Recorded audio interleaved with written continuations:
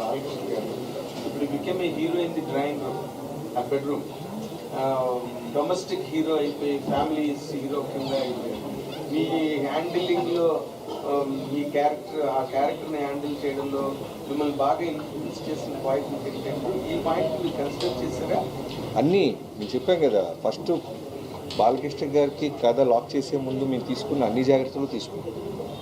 Unstoppable తర్వాత బాలయ్య బాబు గారికి ఉన్న క్రేజ్ ఏంటి, యూఎస్ మార్కెట్ ఏంటి, మల్టీప్లెక్స్ కిడ్స్. నేను చెప్పాను కదా లాస్ట్ టైం ఒక ఇంటర్వ్యూలో, మా పాప కూడా బాలకృష్ణ గారు పాట రాగానే వెంటనే పెట్టడం, సౌండ్ పెట్టడం, అన్స్టాపబుల్ చూడటం ఇవన్నీ చేస్తారు. అంటే కిడ్స్ కూడా ఆయనకి ఫ్యాన్స్ అయిపోయారు. సో వాళ్ళందరికీ ఉండేలాగా ఇవాళ సాయంత్రం మీ 4/29 రిలీజ్ అయిపోతున్న సాంగ్ చూడండి, మీకు అర్థం అవుతుంది ఎలాంటి పాయింట్స్ మేము స్టార్ మార్క్స్ పెట్టుకొని వర్క్ చేసాం.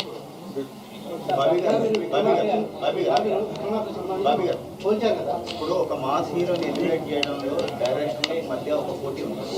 తనకంటే నేను గొప్పగా చూపించాను. డాకుమారాజ్ నుండి బోయపాటికి ఒక సవాల్ విసురుతున్నారా? మాకు మేమే పోటీ అండి. నా ప్రీవియస్ కథ కన్నా ఈ కథ బాగుండాలి, బాగా చూపించాడు, బాగా తీశాడు, బాబీ అప్డేట్ అవుతున్నాడని ట్రేడ్ అనుకోవాలనే హోంవర్క్ ఎక్కువ ఉంటుంది తప్ప మిగతా డైరెక్టర్లు మిగతా హీరోలతో కాంపిటీషన్ అవేమి తప్పండి. ఆయన బోయపాటి గారు 3 సినిమాలు గొప్ప సినిమాలు తీశాడు బాలయ్యబాబు గారితో, అలా కంపారిజన్స్ మాకేమీ లేవు. బట్ మేము హానెస్ట్గా బాలయ్యబాబు గారిని మేము యాక్చువల్లీ ఒక జైలర్ కంటే గొప్ప సినిమా తీయాలి, విక్రమ్ కంటే గొప్ప సినిమా తీయాలి అనుకున్నాం. కానీ ఇట్లా టార్గెట్ అది గుడ్. నాకు జైలర్ చూసిన తర్వాత ఇలా విజువల్స్తో కూడా చూపించవచ్చు అనిపించింది. సో అలా తీయాలనుకున్నాను తప్పితే నేను ఈ యాంగిల్ ఆలోచించలేదు, గొడవలు పెట్టుకునే యాంగిల్ ఆలోచించలేదు, సినిమా బాధించే యాంగిల్ ఆలోచిస్తున్నాను. అదే అందుకే our references were more on Jailer and Vikram. No we wanted to show a better visual film than Jailer. Rajinikanth గారిని నెల్సన్ గారు ఎంత అందంగా చూపించారో వి థాట్ మేము ఇంకా బాగా ఇంకా విజువల్ గ్రాండర్గా చూపుతాం అనుకుని భవిష్యత్తులో ఏమన్నా రజనీతో ఏమైనా సినిమా చేస్తాం ఛాన్సెస్ ఎందుకు చేయండి.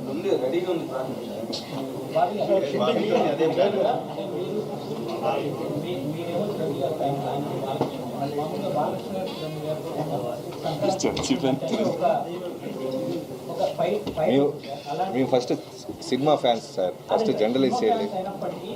మీరు బెటర్గా తీస్తే అంటే చిరంజీవి గారి సినిమా కన్నా బెటర్ తీస్తే ఆ ఫ్యాన్స్ చాలా హ్యాపీ ఫీల్ అవుతారు. బట్ ఈ ఇన్పుట్స్ అన్ని మా హీరోకి పెట్టలేదేమో అనే చిన్న డిస్టర్బెన్స్ వాళ్ళకు కూడా ఉంటుంది. మంచి పాయింట్ అడిగారు. ఈ బాధ్యతని దీన్ని అంటే ప్రెషర్గా ఫీల్ అయ్యారా, దీన్ని ఎలా తీసుకుంది? ఇప్పుడు వాల్తేరు వీరైన తర్వాత నా లైఫ్లో మర్చిపోవాలని బిగ్గెస్ట్ అనుభూతి ఏంటంటే చిరంజీవి గారి ఫ్యాన్స్. యాజ్ ఏ ఫ్యాన్గా నేను ఎక్కడికి వెళ్ళినా సరే వాళ్ళు నాకు ఇచ్చే ఒక అప్రిషియేషన్ అయినా సరే, ఒక చెప్పాను కదా మీకు ఫస్ట్ డే వాళ్ళు నా చేయి పట్టుకున్న విధానం, వాళ్ళు హగ్ చేసుకున్న విధానం, వాళ్ళు ఇప్పటికీ నన్ను ఇన్బాక్స్లో ట్విట్టర్స్లో వాళ్ళు నాతో మాట్లాడుతున్న విధానానికి నిజంగా నేను లైఫ్లో మనం ఎంత కష్టపడి ఉంటే ఇలాంటి రిజల్ట్ వస్తుందా అనిపించింది. సో అలానే బాలకృష్ణ గారితో చేస్తున్నప్పుడు సేమ్ అట్మాస్ట్ రెస్పెక్ట్ రావాలని ఒక స్వార్థం ఉంటుంది. సో నేను ఫ్యాన్గానే ఆయనగా రెస్పెక్ట్ సినిమా అంత బాగా తీశారు. ఫస్ట్ ఫ్యాన్గా నేనేగా చూశాను. ఇంత ఫ్యాన్స్ అంతా 12 చూస్తారు కదా,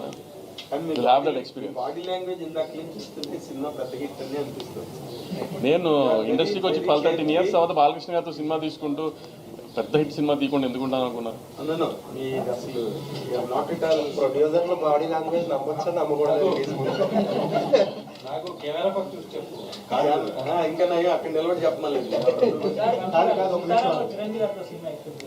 బాబీ గారినే చేయడం అలాగా అదే చిరంజీవి గారితో సినిమా బాబీ గారితో చేద్దామని. ఇది త్వరలో అండి మన చంద్రబాబు గారిని పవన్ గారిని కలవబోతున్నారు ప్రొడ్యూసర్స్ అనేది ఒకటి టాపిక్ నడుస్తుంది. అది ఉందండి, షెడ్యూల్ అయింది. నాకైతే ఎవరు చెప్తారు. మీకు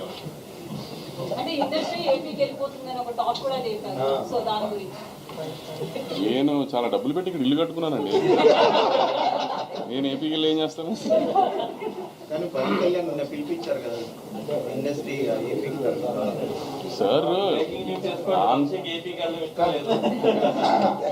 సార్ ఇండస్ట్రీ సైడ్కి ఎప్పుడు మా సపోర్ట్ ఉంటుంది అని చెప్పడానికి సార్ కళ్యాణ్ గారు పవర్లోకి వచ్చిన తర్వాత ఫస్ట్ మీటింగే పిలిచినప్పుడు అందరికీ చెప్పారు, ఇండస్ట్రీకి నా సైడ్ నుంచి మన ఏపీ గవర్నమెంట్ సైడ్ నుంచి ఫుల్ సపోర్ట్ ఉంటుంది అని సార్ రిప్రజెంట్ చేసి మాకు చెప్పేశారు. సో అప్పటి నుంచి మీరు చూస్తున్నారు కదా, అప్పటి నుంచి రిలీజ్ అయిన సినిమా అన్నిటికీ గవర్నమెంట్ సైడ్ నుంచి సపోర్ట్ ఎలా ఉంటుందో, సో ఆ సపోర్ట్ అలానే ఉంటుంది ఎప్పుడు అని ఓకే.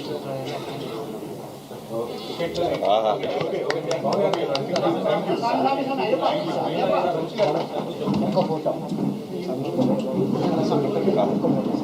రాలేదు.